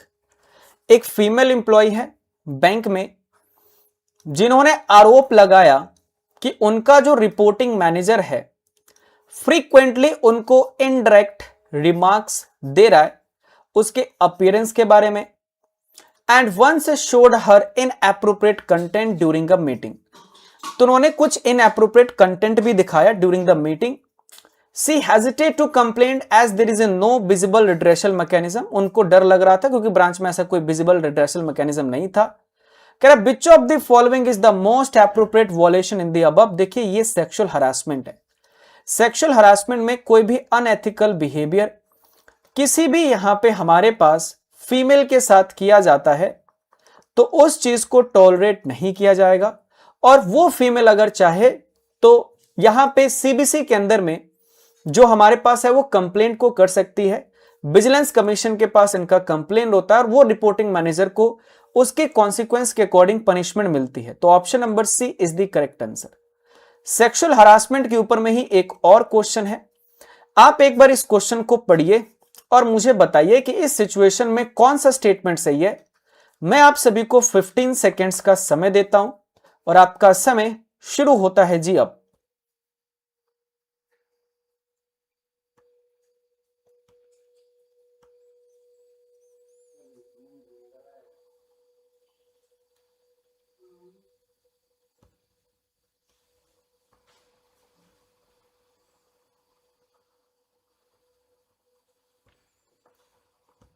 देखिए जी क्वेश्चन कह रहा है sexual harassment include only physical act. देखिए सेक्सुअल हरासमेंट में फिजिकल एक्ट तो आता ही आता है, कोई इनडायरेक्ट रिमार्क या पोर्नोग्राफी दिखाना, ये सब भी सेक्सुअल हरासमेंट में आता है। कह रहा है employee must prove the disadvantage before filing the complaint. देखो ऐसा नहीं है, आज की डेट के अंदर में, आज की डेट में अगर मैं बात करूं तो अगर ये एलिगेशन भी अगर किसी कैंडिडेट जो कि एक फीमेल कैंडिडेट के द्वारा लगाया जाता है ना, तो उस पर स्ट्रिक्ट एक्शन लिया जाता है। तो ये जरूरी नहीं है कि आपको पहले प्रूफ करना पड़ेगा कि इसने मेरे साथ सेक्सुअल हरासमेंट किया है। आपने अगर कंप्लेंट भी कर दिया तो उसके अकॉर्डिंग एक्शन लिया जाएगा। कह रहा है शोई pornography at work place is consider as a sexual harassment. बिल्कुल सही, अगर आप कोई पोर्नोग्राफी दिखाते हो वर्क प्लेस पे तो वो भी सेक्सुअल हरासमेंट में है। तो इसमें एक ही स्टेटमेंट सही है, यानी कि option number D, third option आपका सही हो जाएगा। आगे बढ़ते हैं क्वेश्चन नंबर 3 की तरफ। कह रहा है which factor is most relevant in assessing the work ethics. Work ethics को असेस करने के लिए इनमें से कौन सा सबसे मोस्ट रेलिवेंट है? पहला, communication with stake holder, number of leaves taken, salary level and age of employee. तो आप मुझे बताइए एक अच्छा वर्क एथिक्स है या नहीं है? ये इससे कैसे पता लगाएंगे हम कि इंप्लॉइज ने कितने नंबर ऑफ लीव लिए हैं, किस किस लेवल की सैलरी पे कर रहे हो, आपके एम्प्लॉय किस एज के बिलोंग कर रहे हैं। देखिए सबसे इंपॉर्टेंट फैक्टर जो हमारे पास होता है ना, वो होता है आपका communication with stake holder. Stake holder के साथ आपका कम्युनिकेशन कैसा है? मतलब क्या? मतलब ये स्टेक होल्डर की जब मैं बात करता हूं तो जनरली इसमें आपका एम्प्लॉय आ गया, स्टेक होल्डर में आपका किसी भी मतलब हमारे पास शेयर होल्डर आ गए, आपका यहां पे हमारे पास कस्टमर आ गया है ना, हमारा सप्लायर आ गया, स्टेक होल्डर में ये सब आते हैं। तो इन सब के साथ आप कैसा व्यवहार कर रहे हो, कैसा वर्क रिलेशन है, इसे ही हम एक गुड वर्क एथिक्स को असेस करने के लिए एक क्राइटेरिया को आइडेंटिफाई करते हैं। Option number A is the correct answer.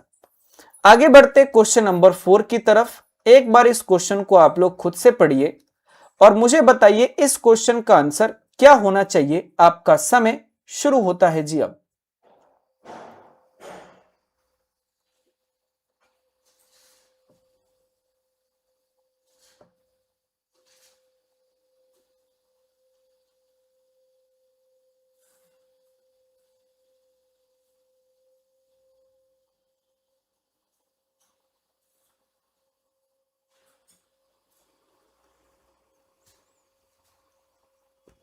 देखिए जी, क्वेश्चन हमारे पास कह रहा है work ethics can not be develop through training. कह रहा है जो वर्क एथिक्स है वो हम डेवलप नहीं कर सकते थ्रू ट्रेनिंग। पहला statement. Engagement with organization reflect the work ethics. Detached employee are high on work ethics. देखिए वर्क एथिक्स आप डेफिनेटली डेवलप कर सकते हो। हमारे पास अगर मैं ये बोलूं कि work ethics can not be develop through the training, अगर एक प्रॉपर ट्रेनिंग होती है तो सर वर्क एथिक्स यहां पे डेवलप किया जा सकता है। Engagement with what? Engagement with organization reflect the work ethics. अगर सभी एम्प्लॉय को साथ में लेके चलते हैं, सबके बारे में सोचते हैं, उनके साथ एक अच्छा एंगेजमेंट रखते हैं, तो एक अच्छा वर्क एथिक बनता है। Correct. Detached employee are high on work ethics. देखो आप एक एम्प्लॉय को ना तो बुलाते हो, ना तो उनको मीटिंग में पार्टिसिपेट करवाते हो, ना तो उनके साथ प्रॉपर कम्युनिकेशन करते हो, उनको एंगेज ही नहीं करते, तो उसका जो वर्क एथिक्स होगा ना वो बहुत ही लो रहेगा। तो इसमें एक ही स्टेटमेंट सही बैठ रहा है जो कि है option number B. That's by the reason second number statement आपका करेक्ट है और ऑप्शन नंबर बी भी इसका करेक्ट होगा। आगे बढ़ते हैं अगले क्वेश्चन की तरफ। क्वेश्चन नंबर 5 आपका क्या कह रहा है? अब एक बैंक ब्रांच जो इंश्योर कर रही है कि जब भी हम कस्टमर से डील करेंगे तो हम बहुत ही पोलाइट रहेंगे। Ensure the polite customer handling, provides the accurate informations, employee avoid the personal discussion and no gifts are accepted. मतलब क्या? ब्रांच की पॉलिसी है कि कस्टमर से जब भी डील करेंगे पोलाइट तरीके से करेंगे, उनको एक्यूरेट इंफॉर्मेशन देंगे, कोई भी पर्सनल डिस्कशन को हमेशा अवॉइड करेंगे और उनसे कोई गिफ्ट हम एक्सेप्ट नहीं करेंगे। कह रहा इनमें से कौन सा सबसे बेस्ट फीचर रिफ्लेक्ट कर रहा है एथिकल वर्क प्लेस के लिए?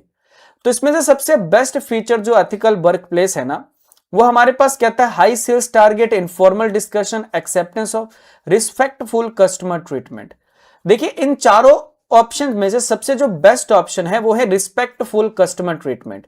कस्टमर ही हमारे लिए एक रेवेन्यू है और कस्टमर को बहुत रिस्पेक्ट देना, उनके हर एक कंसर्न को जितना जल्दी हो उतना जल्दी रिजॉल्व करना है, पोलाइट तरीके से डील करना है। तो ये एक अच्छा वर्क एथिक्स बताएगा। फिर कह रहा है which of the following is unethical. इनमें से आप मुझे बताइए कौन सा एक स्टेटमेंट अनएथिकल की तरफ इशारा कर रहा है।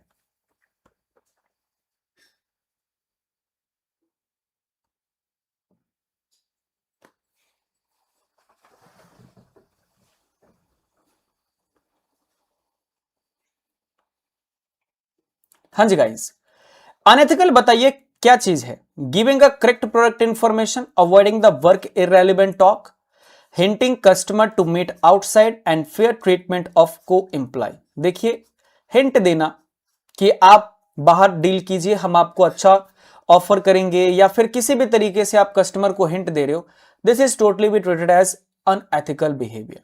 तो इस सिचुएशन को अनएथिकल बोला जा सकता है। आगे बढ़ेंगे क्वेश्चन नंबर 7 की तरफ। बताइए इनमें से कौन सा करेक्ट स्टेटमेंट है। Identify which one is a correct statement.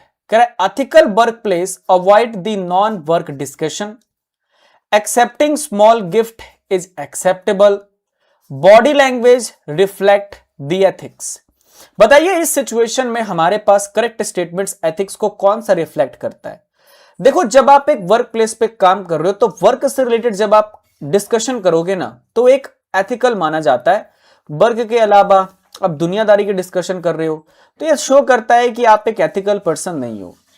कोई भी गिफ्ट एक्सेप्ट नहीं करना है क्योंकि छोटा गिफ्ट भी बहुत बड़ा कॉन्सिक्वेंसेस क्रिएट कर सकता है। कह रहा है accepting small gift is acceptable not at acceptable at all. तो आप अगर छोटे छोटे गिफ्ट भी एक्सेप्ट कर रहे हो तो बड़ी चीजों में कन्वर्ट हो सकता है, इसीलिए ये एथिकल नहीं है। और बॉडी लैंग्वेज आपका बहुत मैटर करता है एथिक्स के अंदर में।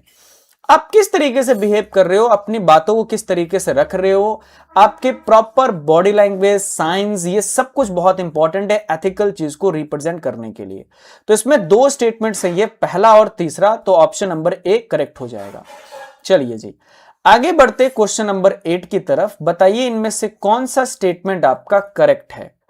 पहला statement, fear of action reduce the unethical behaviour.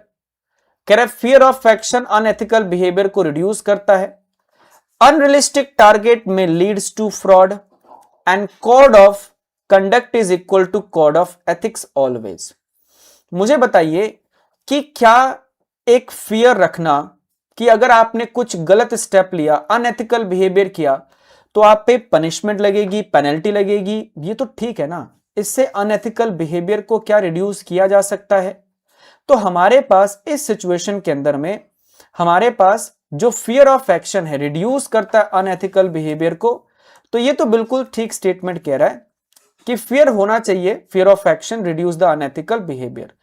Unrealistic target में लीड टू फ्रॉड। देखो अगर एक अनरियलिस्टिक टारगेट आप दे दोगे, मतलब आपको एक महीने में 10 करोड़ की सेल करनी है, तो 10 करोड़ की सेल अनरियलिस्टिक है, होता है 2 करोड़, पता है सबको। तो उस सिचुएशन में क्या करेगा अगला वाला, मैनिपुलेशन करेगा रिकॉर्ड्स में, इवेंट्स में, तो वो चीज फ्रॉड कहीं ना कहीं होगा। Code of conduct is equal to code of ethics नहीं। कोड ऑफ एथिक्स और कोड ऑफ कंडक्ट दो अलग अलग चीजें हैं। कोड ऑफ एथिक्स एक वाइडर स्कोप है, कोड ऑफ कंडक्ट एक छोटा सा पार्ट है कोड ऑफ एथिक्स का। तो एक कोड ऑफ कंडक्ट को फॉलो करना ये कोड ऑफ एथिक्स के अकॉर्डिंग नहीं होता। तो हमारे पास ये चीज में फर्क है। तो पहले दो स्टेटमेंट सही है, यानी कि ऑप्शन नंबर बी ही करेक्ट होगा इसमें। आगे बढ़ते क्वेश्चन नंबर 9 की तरफ। पढ़िए एक बार, आप मुझे बताइए इस सिचुएशन के अंदर में इसका करेक्ट ऑप्शन आप क्या सिलेक्ट करोगे। आपका समय शुरू होता है अब।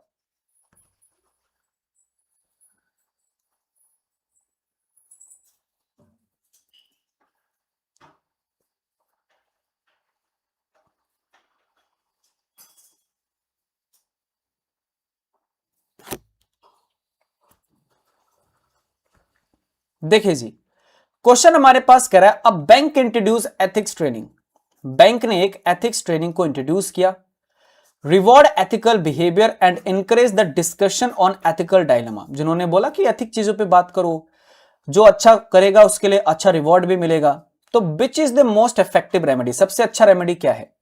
Ignore the minor unethical act, increasing the workload, reducing the supervision, rewarding the ethical behaviour. सबसे अच्छा चीज ये है ना, आप एक ऑर्गेनाइजेशन में अगर सच में चाहते हो कि सब कोई एथिकल चीजों को मेंटेन करके रखे, तो एक रिवॉर्ड रख लो कि पूरे महीने में या क्वार्टर में या पूरे वीकली बेसिस पे जो सबसे अच्छा एथिकल बिहेवियर करेगा कस्टमर के साथ, अपने कलीग्स के साथ, तो उनको छोटा सा अवार्ड दिया जाएगा। तो that's is the most effective remedy you can be treat here. Option number D is the absolutely B correct. आगे बढ़ते हैं क्वेश्चन नंबर 10 की तरफ। ये क्वेश्चन आपका कह रहा है nipping unethical behaviour in the bird means what? Nipping unethical behaviour in the bird means what? Correct, taking early corrective action, ignoring early signs, penalizing customer and increasing the target। तो एक famous quote है, इस coat का मतलब बताएं।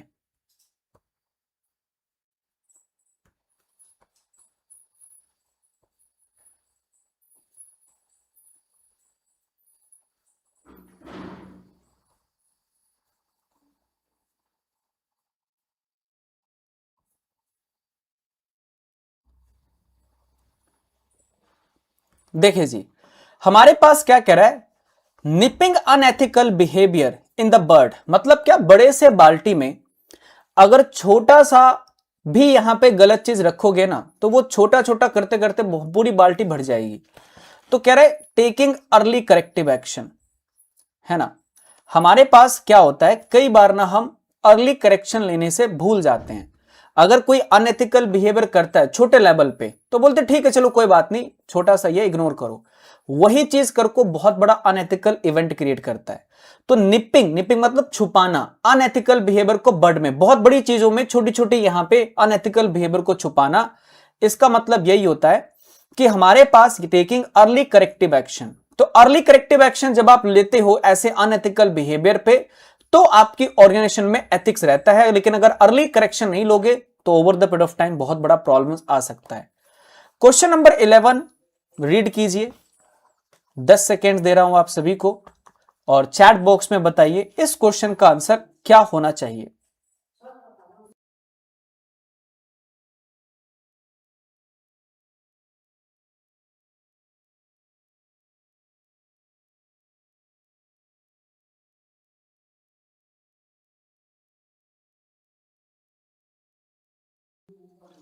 देखिए जी, question क्या कह रहा है, अ बैंक इवैल्यूएट एम्प्लॉय, एक बैंक इवैल्यूएट कर रहा है एम्प्लॉय को at the entry, mid level और senior level for ethical conduct and assign the mid level staff as a trainer. Why are the mid level used as the trainer? क्यों यहां पे trainer को, mid level manager को use किया गया है?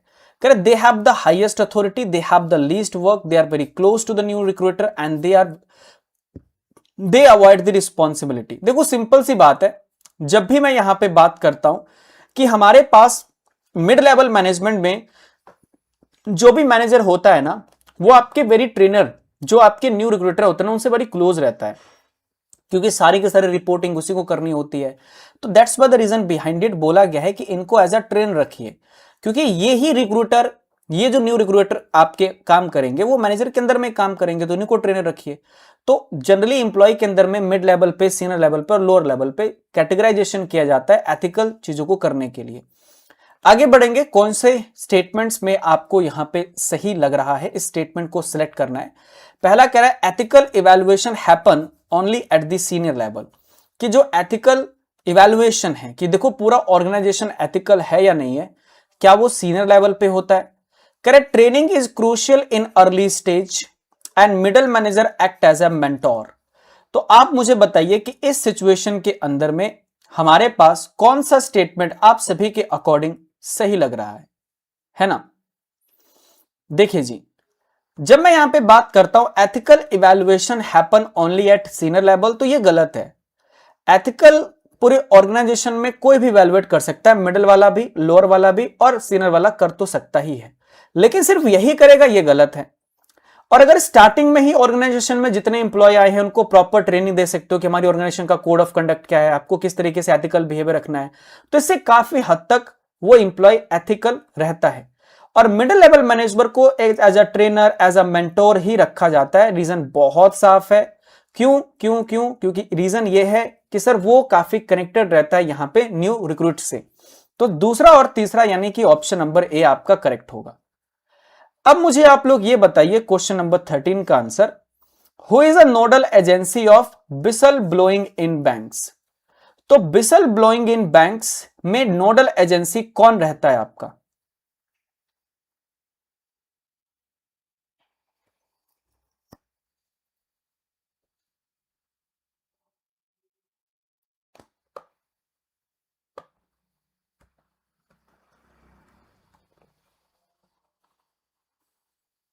देखिए जी, नोडल एजेंसी की बात करें तो वो आपका चीफ विजिलेंस कमीशन होता है। Chief vigilance commission is act as a nodal agency of whistle blowing. Whistle blowing मतलब क्या होता है? जहां पे आप कंप्लेन कर सकते हो, आपके साथ कोई हरासमेंट कर रहा है, आपके साथ कुछ गलत कर रहा है, आप सीधा कंप्लेन कर सकते हो चीफ विजिलेंस कमीशन के पास। आगे बढ़ते हैं, क्वेश्चन नंबर 14। क्वेश्चन नंबर 14 कह रहा है, अ फिनटेक पार्टनर, एक फिनटेक पार्टनर कलेक्ट करता है excessive customer data beyond a necessity, which principle is violated. तो एक फिनटेक पार्टनर, देखो फिनटेक पार्टनर क्यों होता है? जब एक बैंक को अलग अलग थर्ड पार्टी कस्टमर सर्विस देना होता है तो वहां पे जनरली वो एक पार्टनरशिप में आते हैं फिनटेक कंपनी के साथ। मैं आपसे पूछना चाहता हूं कि अगर एक फिनटेक पार्टनरशिप की जा रही है किसी बैंक के द्वारा और वो फिनटेक पार्टनर कस्टमर का बहुत ज्यादा डेटा एक्सेस करता है तो उसे क्या बोलेंगे? Accountability, consent, enforcement, data minimization. देखिए यहां पे जो प्रिंसिपल वायलेट हुआ है ना, ये डेटा मिनिमाइजेशन हुआ है, क्योंकि देखो जितना हो पाए कस्टमर का डेटा कॉन्फिडेंशियल रखना है, कुछ ही लोगों के हाथ में रखना है। ज्यादा लोगों के पास जाएगा, ब्रीच होने का चांसेस ज्यादा होगा। तो फिनटेक पार्टनर जो एक्सेसिव कस्टमर डेटा आपका कलेक्ट करता है, इसे डेटा मिनिमाइजेशन के प्रिंसिपल को उसने वायलेट किया है। आगे बढ़ेंगे, क्वेश्चन नंबर 15, बहुत ही इजी क्वेश्चन है, फटाफट से बता दीजिए 15 सेकंड के अंदर में इस क्वेश्चन का करेक्ट आंसर क्या होगा। आपका समय शुरू होता है अब।